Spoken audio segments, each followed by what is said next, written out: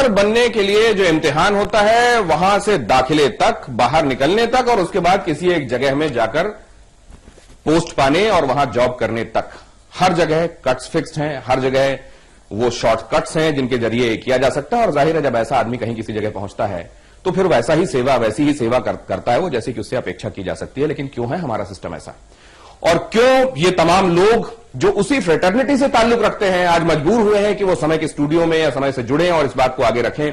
क्यों British medical journal में इस बात का खुलासा किया गया है कि भारत में हेल्थ सेक्टर में ये करप्शन बहुत ज्यादा बढ़ गया है? इसी पर हम कर रहे हैं चर्चा। और अगर ऐसा है तो हमारी आपकी जान कितनी महफूज है इस देश में, इस पर असल में हम सोचने को विवश हुए हैं। डॉक्टर नंदी हमारे साथ मौजूद है। डॉक्टर नंदी, जब ये सब होता था जिसका जिक्र आपने किया, इस रिपोर्ट में भी हमने सुना, आप जैसे ईमानदार लोगों ने जाहिर है तब इसकी पीड़ा झेली होगी और इसके लिए कहीं ना कहीं किसी न किसी मंच से आवाज उठाई भी होगी। हासिल क्या होता था?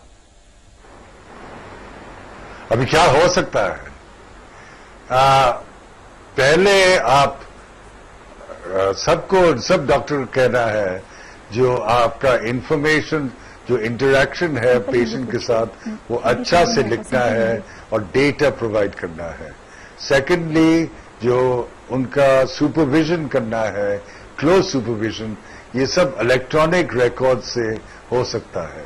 और तीसरा, जो मेडिकल काउंसिल ऑफ इंडिया और गवर्नमेंट बहुत सिवियर पनिशमेंट देना है जिसको करप्शन होता है। सुजाता जी ये है के पास आइए चलें। सुजाता जी, आपने हेल्थ सेक्टर में पॉलिसी के स्तर पर काम किया है और आपको जाहिर है बहुत अच्छे से मालूम होगा कि अगर ये सिस्टम रॉटन हो रहा है तो ये इसका क्वांटम क्या है, ये किस एक्सटेंट तक हुआ है? आपने क्या देखा, क्या महसूस किया और आपने तब क्या कदम उठाए थे इसके लिए? देखिए, रॉटन तो सिस्टम है, वो अभी हमने 1 घंटे से सुना है, काफी रॉटन है, पर इसके लिए हमें कानून चाहिए। और ये जो है power to regulate the doctors, education हो, प्रैक्टिस हो, वो सब मेडिकल काउंसिल ऑफ इंडिया की जिम्मेवारी है। तो जब तक हमारी रेगुलेटरी पावर स्ट्रांग ना हो, जैसे ब्रिटिश में है, इंग्लैंड में तो British council is very powerful, कोई भी डॉक्टर कुछ भी करे उनको तो इमीडिएटली सस्पेंड करते हैं। यहाँ पे तो इतनी भ्रष्टाचार हो रही है, एक डॉक्टर को भी एमसीआई ने सस्पेंड किया अभी तक। तो ये जो है हमारी रेगुलेशन वीक है और ये जब तक एमसीआई इज नॉट स्ट्रांग, ये भ्रष्टाचार को कंटेन करना बहुत मुश्किल है।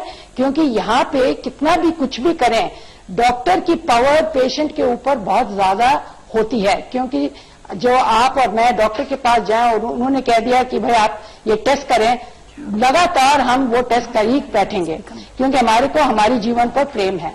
तो इसके लिए ये जो एसिमेट्री ऑफ इंफॉर्मेशन कहा जाता है, इसको कंटेन करने के लिए हमें रेगुलेटरी पावर चाहिए। और जब तक एमसीआई जरूर बहुत ही जबरदस्त से काम करें, उनकी नीयत ठीक हो। ये क्या है? ये पासिंग का वक्त है, ये फिलहाल जिम्मेदारी असल में ये बताना है कि असल में यहां पे अगर चीजें ठीक होती तो चीजें यहां पर बेहतर हो गई होती। कहा गया कि किसी एक डॉक्टर को सस्पेंड नहीं किया गया। ये जो रेगुलेटरी बॉडी है वो क्या कर रही है? क्या कानून बना देने से? महात्मा गांधी ने कहा था कि आपकी अपनी आत्मा से बड़ी कोई अदालत नहीं होती।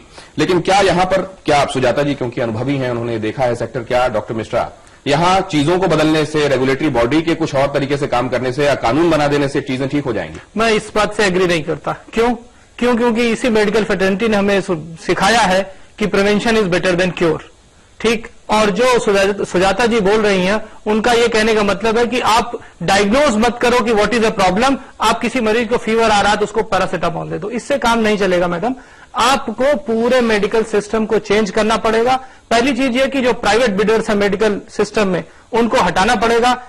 एटलीस्ट मेरा ये मानना है, सोल्यूशन की बात अब मैं कर रहा हूं, मेरा सोल्यूशन की तरफ हम बढ़ेंगे, लेकिन अगर हेल्थ का कॉमर्शलाइजेशन हुआ है तो उसी की वजह से ये हुआ है, डॉक्टर साहब का कहना यह है। और अगर ऐसा है तो सबसे पहले इस पूरे सिस्टम को ओवरऑल करना होगा। लेकिन ये ओवरऑलिंग ओवरनाइट होगी क्या? और अगर नहीं होगी तो हमारी आपकी जान का क्या होगा? इन सवालों के साथ एक छोटा सा ब्रेक। सबसे बड़ा खुलासा, सबसे बड़ी गवाही, फौरन हाजिर होते हैं।